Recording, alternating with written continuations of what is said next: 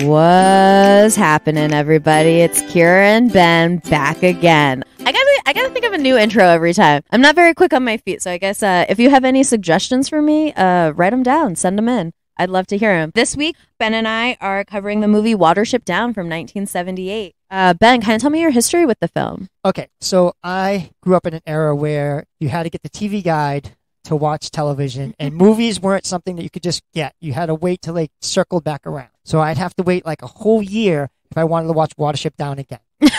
So know that right now is a good time for people that can watch shows and movies, because you can just click on something and watch it. You don't have to sit there and go, okay, mark your time, and like I said, circle things in the television guide for these movies. Okay, so that's my life. But I watched it when I was young. I'd never read the book until I got older. I didn't even know it was a book. I was a kid, so I just thought it was a movie.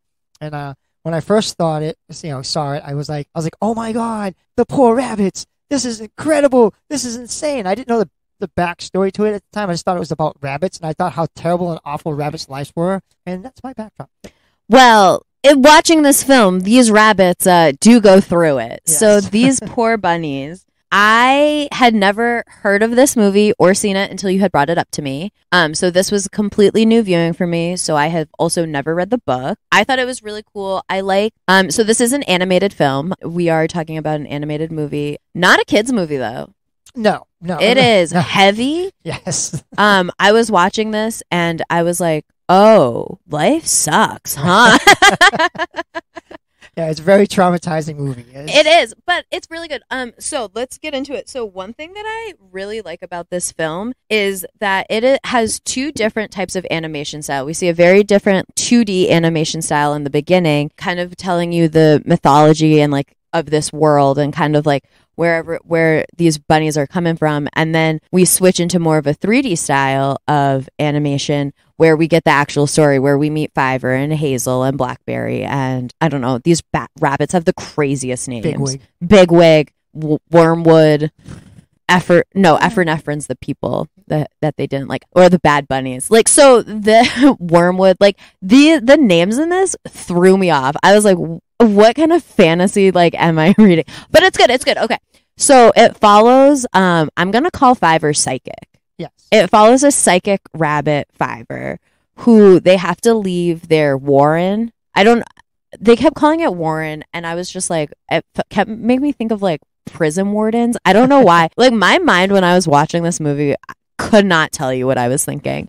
So they have to, so Fiver's like, we have to leave because I see blood, I see death. We're not safe here. We have to go to these mountains that I'm calling Watership Down, where we will have a safe haven. So as they're leaving, their general and their like higher up bunny is kind of like, y'all can't leave. You're crazy. And they're like, no, we're going to leave. This is what's best for us. And as they do that, obviously they attract a lot of danger as well as get hunted.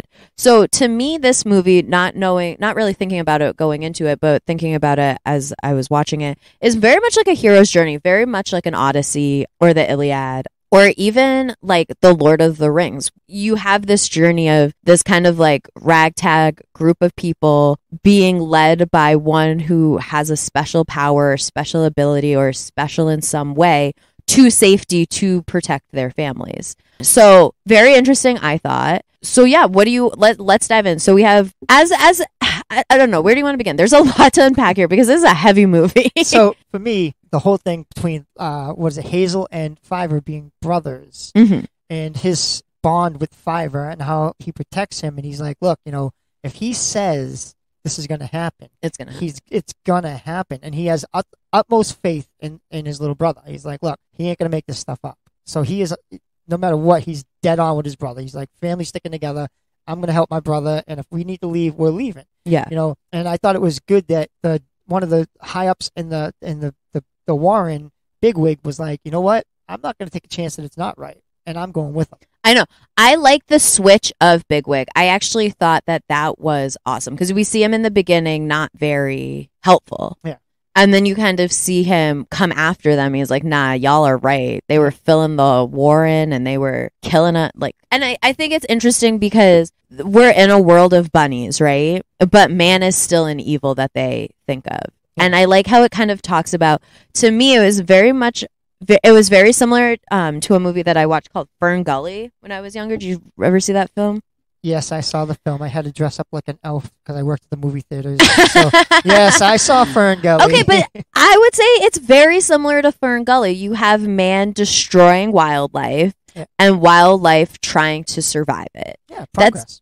This is like that. This is that movie to me. Like, they're the same. I mean, this one, it's much more brutal. Yeah, beautiful. I mean, when Hazel dies at the end and his spirit goes to heaven, I was almost in tears. I was like, are you kidding me? Gets visited by Frith. Yeah, and so then I love that. And then we go back into that 2D world. Like, this is truly like a life cycle for them. I don't know. I thought it was great. And I thought the idea of like Hazel doing all this work to believe in Fiverr, to protect this clan, to get them safety.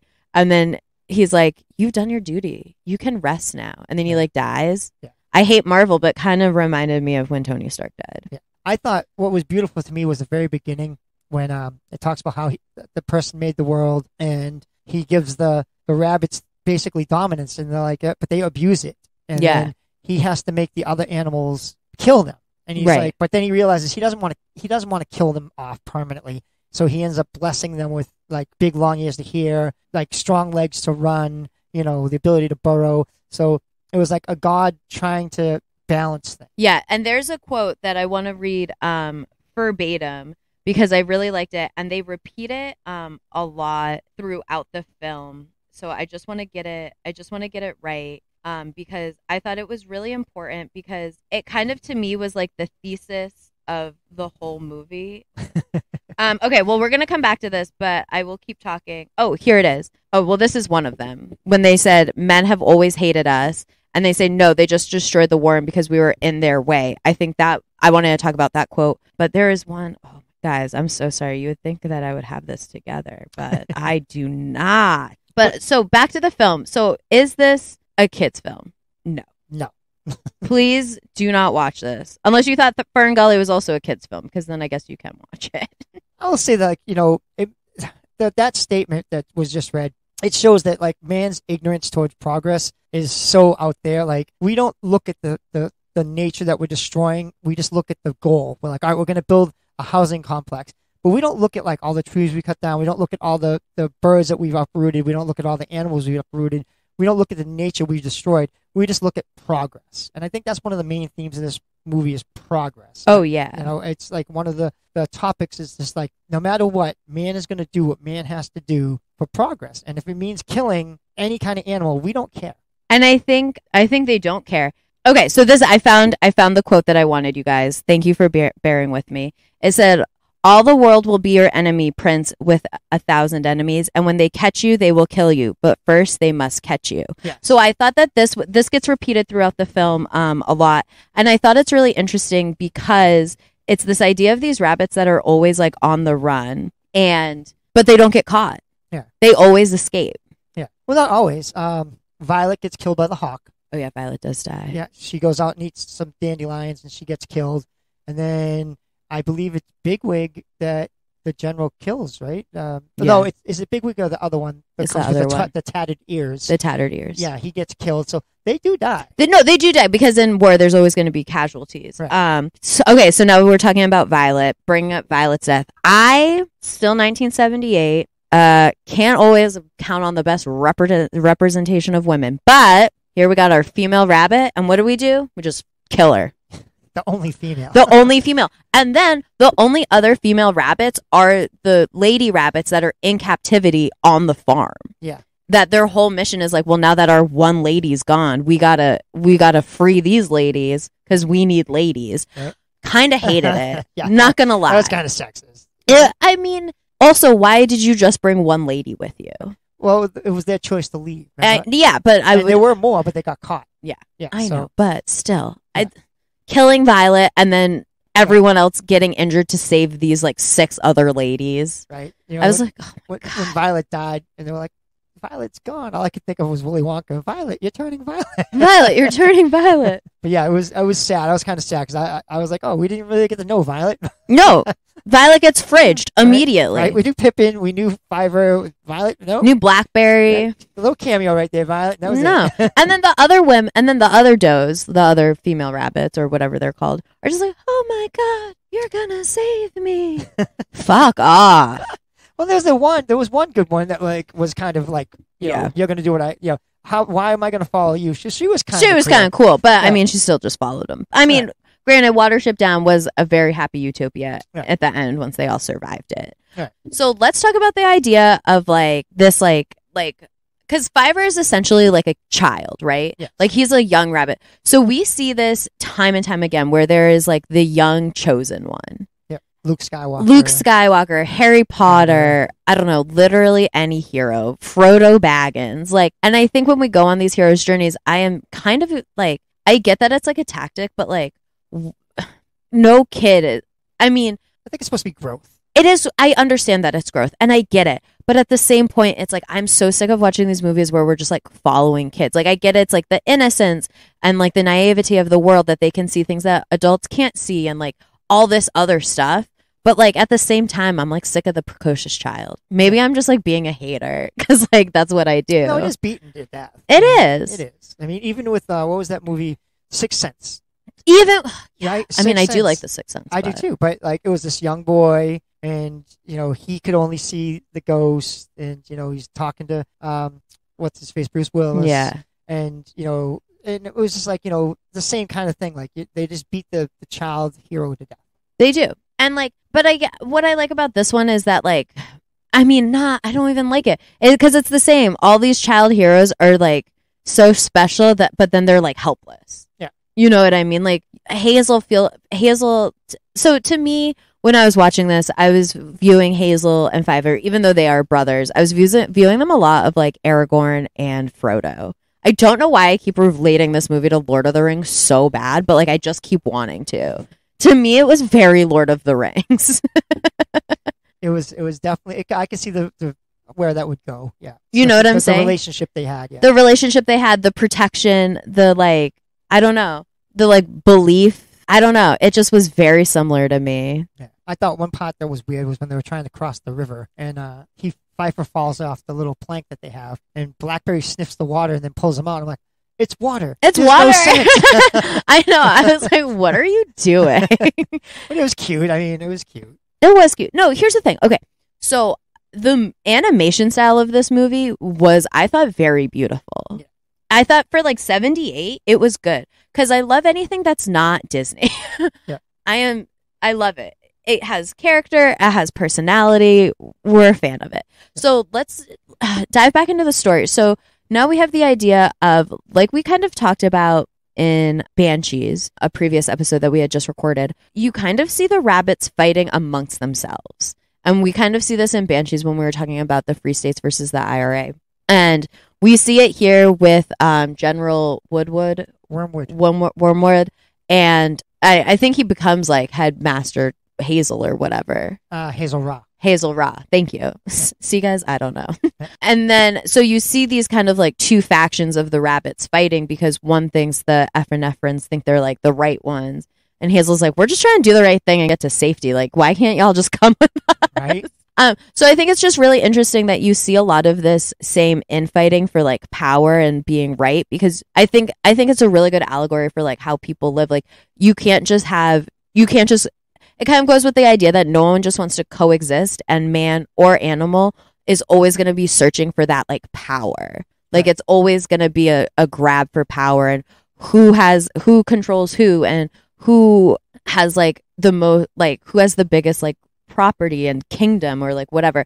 I just think it's really interesting because like we see, so I don't want to call this a civil war because they are separate factions of rabbits, but I think it's really interesting. It felt very like not like Lord of the Flies to me, but like kind of that like power struggle of like there can only be one. Right. And I thought what was interesting was before they got to Wormwood, they came to that colony of bunnies that man was feeding them to snare them, and they were the leader of that group was like, you just have to accept it. And I felt that was like in life where, you know, people want you to just accept your fate. They Yeah. want you to just, sit back and let the dice roll as is, and you can do nothing about it. And I like the fact that they were like, no, we're not going to leaving. sit here, and we're not going to. Well, some of them wanted to go back. Yeah. Like, some of them were like, let's go back and take that Warren. And then Five was like, okay, yeah, you do that. You go back to death. Yeah. Because this not going to change. You're just going to get back into that cycle. He's like, I'm going someplace else. And even Blackberry was like, I'm not believing in you. I think you're wrong. And he goes, I'm not following you anymore. And he goes to walk away, and then he gets caught in a snare. Yeah. And he's about to die. And then they all work together to save him. And Fiver's the last one to plop that little piece off after he Yeah. called him all these names. And I think that's what kind of turned Blackberry a little bit towards like, you know what?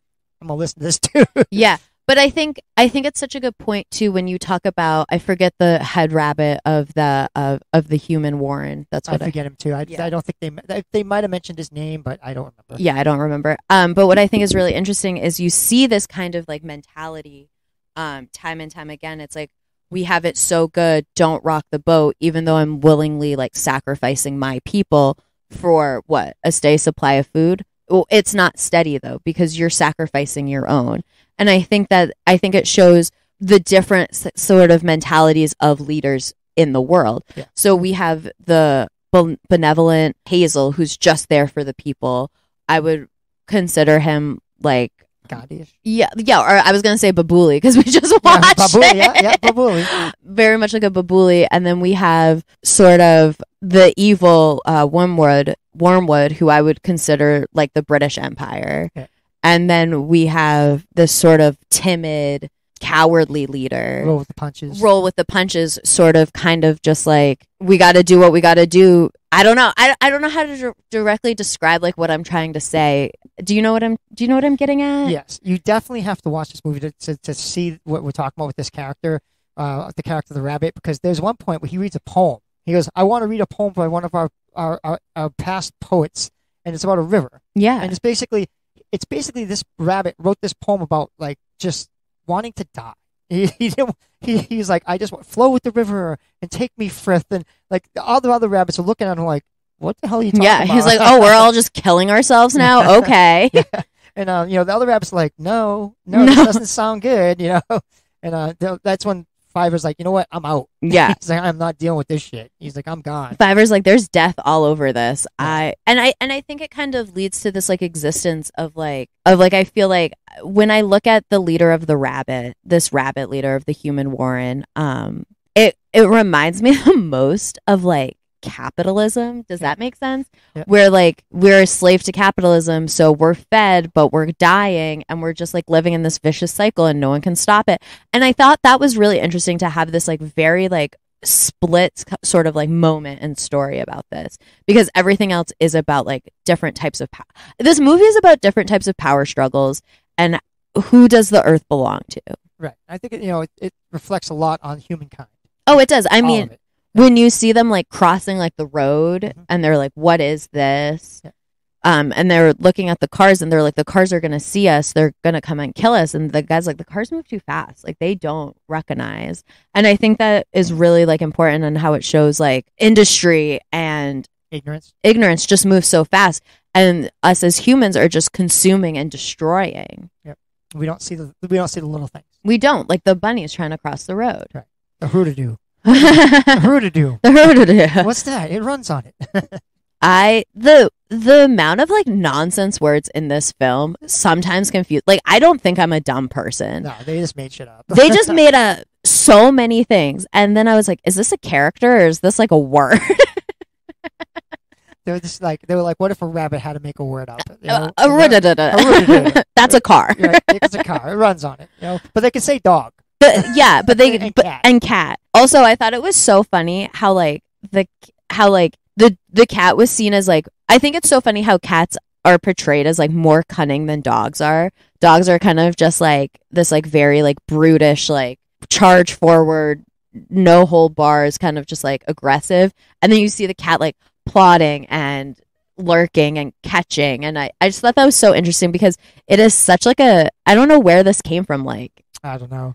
Dogs are aggressive though. Dogs are aggressive and cats are much more like patient and cunning. That's true. I think it's so funny. Yeah. And I just like the way the cat was. She was just like, yeah. I like the cat's voice. Whoever voiced the cat did a great job.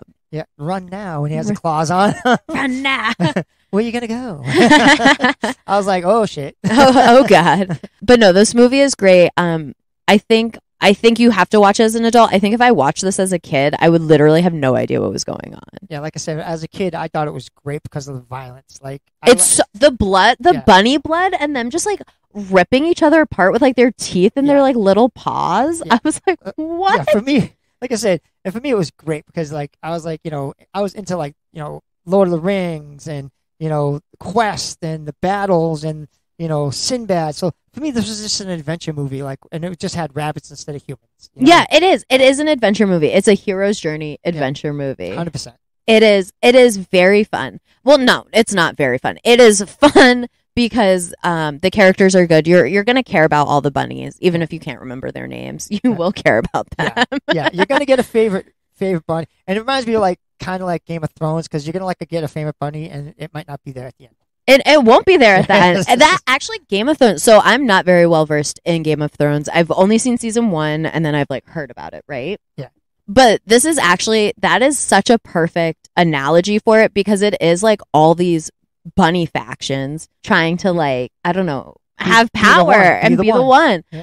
And I just think it's so funny. I mean, man's hunt for power is something that is so ingrained in us. And it's like, it's so interesting where it comes from because people, without war and conflict, right? Like people are always saying like, do you know what I'm trying to say? I think that like everybody views empires as the best thing ever. Like the Roman Empire, the Greek Empire, the Phoenician Empire, like that's the class that everybody wants to establish themselves as. It's like one of those great, dominant, conquering civilizations, and the ultimate power. And like Great Britain at its time, America now, not so much. No, America's on decline. Yeah, but like that kind of establishment, like to be the greatest of that time period, and like with these bunnies, all the factions wanted them to be part of them, no matter what. Like either be subservient or be like a victim. But it was just like that's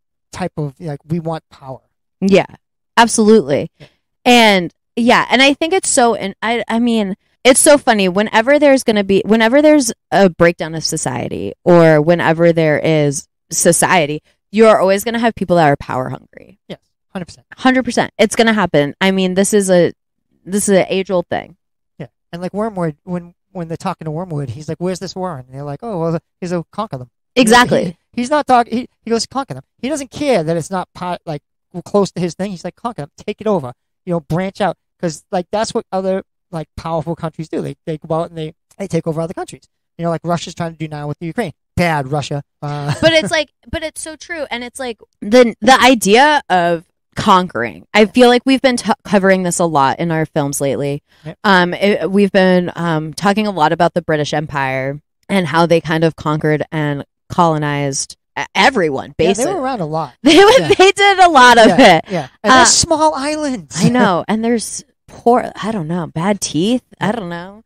So I think it's just really interesting that even though we're covering a span of different movies, we are seeing so many different similar themes, and I don't know if we're unintentionally like seeking them out because our brains are like thinking about it, but we are. I mean, like we are watching a lot of things about like power struggles and the breakdown of like society and who's grabbing for power. Yeah. Well, I think that's represented in a lot of movies though. I mean it is. It's a very universal theme. Right. I mean, even like a lot of the movies today, I mean, you look at the Banshees we just covered. It's their power struggle with Ireland. I know. I mean, so there's a lot of, I think there's power struggles every generation, every time. Like someone's going to be questing for power. Someone's going to be the victim. Someone's going to have to step in. It's like the hero saga. Yeah. Like there's got to be a hero. There's got to be a victim. There's got to be a bad guy. There's got to be. I mean, it's just that's what people are drawn to because we can relate to it. Yeah, because everyone wants adventure in their life. I don't know. I think it's just so interesting. In my life, I've never sought, but I think it depends on what kind of person you are. I've never sought power in my life. I've always sought like friendship and like love and admiration, which I guess is a different type of form of power, but it's not like this kind of like malevolent like end all be all. Yeah, but we work in retail and we've seen numerous people that like seek power. They're like, I want to be a manager. They might not deserve it, but they want it. Yeah, because they want they want that power. Listen. They don't want. They want that power. They want that power. They come in and they're like, I'm going to be the next manager, and they're like, and they'll step on people's toes to get it, and people that they were friends with, they'll be like, oh, you're my friend, while you provide a service. Yeah. And then once that service is over, they're like, all right, well, I'm moving on because I want bigger and better. Exactly. It's sad. It's just it's a certain mentality. It is, and I think it is certain mentalities, and I think naturally as people will always. There are some people that will always naturally seek to a role of leadership and people who will always seek to follow a leader. And I think it's like, it's crazy. I mean, I'd love to start covering some cult shit because I think that really talks about like this like dynamic of people and like who you follow and how you decide to follow them. Not saying that Watership Down is culty at all. Yeah. It is much more like Game of Thrones. What's that song? It goes, following the leader, wherever he may roam. Like, I don't know that song. Yeah, it's a kid's song, but like it makes sense. Like that reminds me of the only thing that remind me of is in It's a Wonderful Life when they're like, well, no, not in It's a Wonderful Life, in White Christmas when they're like, we'll follow the old man wherever he wants to go. Peter Pan. Is that what Peter Pan? Peter Pan. Yeah, when they're following. Yes. And they're like following the lead. Yeah, yes. See, so yeah, I threw Disney in there, so and I threw Bob Hope. I don't know. Bing Crosby. Hey, one of the bees. One of the bees. There's a bee. Guys, it's a tough episode today. I don't know. No, but this movie was great. I was expecting a kids movie. Honestly, I was going in thinking this would be a fun, lighthearted kids movie, and I was confronted with power struggles, a hero's journey, and a climate crisis. So, yes. So there is when Hazel does meet Frith, there's a song that plays called "Bright Eyes." It is probably one of the most beautifulest songs you'll ever hear. I actually love that song. Art Garfunkel does it. Yes. It is so good. It is such a good song. It is so good. And I would wait a year just to hear that song. You're like, guys, buying the cassette tape? No, I'm going to just wait for it. Yeah, listen, like I said, it was a different time period. Like, we had the TV guide, and we'd have to circle what we were going to watch, and we'd have to wait. And they might play, like, a little description in it about what was going to happen. But we never got to flip through the channels and, like, oh, look, I can just go to HBO Max. No, we actually had to wait to see these movies. And when they come off the movie theaters, and they might not come right to TV, they might take a year or two before you'd be able to watch them on TV. So this time period is like so good for you guys growing up because it's definitely not the way we did. And we didn't have pause. So like, say we're watching a movie and a commercial would happen. So that's when we'd all run out, grab popcorn, grab soda, and then whoever got to stay in the living room would be like, it's back on. And you'd see like a flood of people running back and jumping on the couch going, all right, what did I miss? It's just a different time, but it was fun. It was fun. I remember those times. I remember fighting with my sisters for the remote. Yep. And if you got up and left that remote unattended, that channel was being switched. Yeah, different times. Different times. But it's all good because all these movies that we talk about have like some kind of reflection in someone's life. And if you listen to this and you watch these movies when you were a kid and this brings back great memories, then that's what we accomplished. Exactly. So I would say definitely check it out. It's on HBO Max. I think it's part of the Time Warner Classics or something like that. So, yes. Or Criterion Collection. It is a classic. I was just behind on the times for watching it. It does make me want to read the book. I know that there's more in the book. I know that they have like some things we didn't touch on. They have like a fight with like rats that they succeed in the cemetery. Yep, in the cemetery. Yep. I think it's funny how they call things like man's land when it's like a cemetery or a farm, and it's like the movie is very well done. Yeah. I would absolutely watch it. The mythology in it, I didn't do a lot of research on it to see if it was based in anything, but it seemed just like a normal creation. It's kind of story of the sun, every power coming from the sun, and this like spirit Frith and the elusive like black rabbit that is just like a harbinger of death. Yeah. But I like I said, I like at the end when Hazel can die at peace and he's like, follow me. I thought that was really sweet. And the ending did remind me of my do you ever read the original Little Mermaid by Hans Christian Andersen? No. Okay. So for those of you who have not, I'm going to ruin it for you. It is a beautiful story, and I recommend everyone reading it. But at the end of the story, instead of the Little Mermaid and the prince getting together, Ursula gives the Little Mermaid an ultimatum. She says, you can either stab the prince and his new wife and you can return to the sea and become a mermaid, or you will turn to sea foam because your time's up.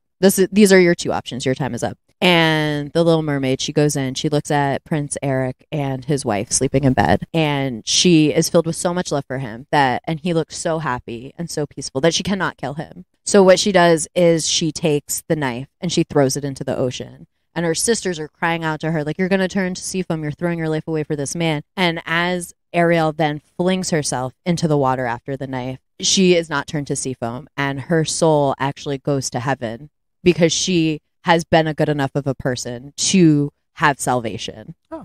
It is heartbreaking. Actually, that sounds kind of traumatizing. It is traumatizing. You know, I mean, that's like the Brothers Grimm stories. I mean, oh my God, there's... Like, you read them, like, you watch Disney and you're like, oh, they're so cute. And then you, like, read those books and you're like, oh my God. What am I watching? But yeah, so the ending of that reminded me of, like, Hazel finally, like, being able to live in, like, this, like, realm of, like, peace and, like, finding peace in death because the life had been so tough. Yeah, kind of reminds me of the Odyssey. Yeah, it is. Yeah, when he goes home and, you know, he finally goes home and he beats all the odds and he beats the people and then he gets to live in peace. Exactly. I would say 100% the same thing. So watch Watership Down if it sounds interesting to you. Just know it's kind of heavy.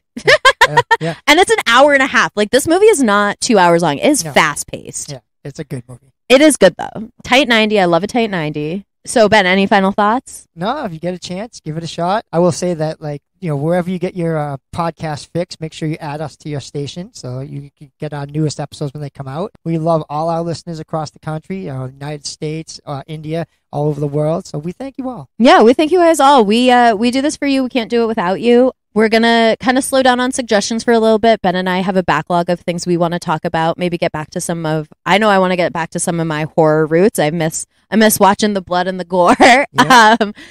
But we're still keep them coming in because we have a huge sheet. Yes. We do have a log, and eventually your movie will make it. Your movie will make it. Do not fear. But catch us next time on What's Happening.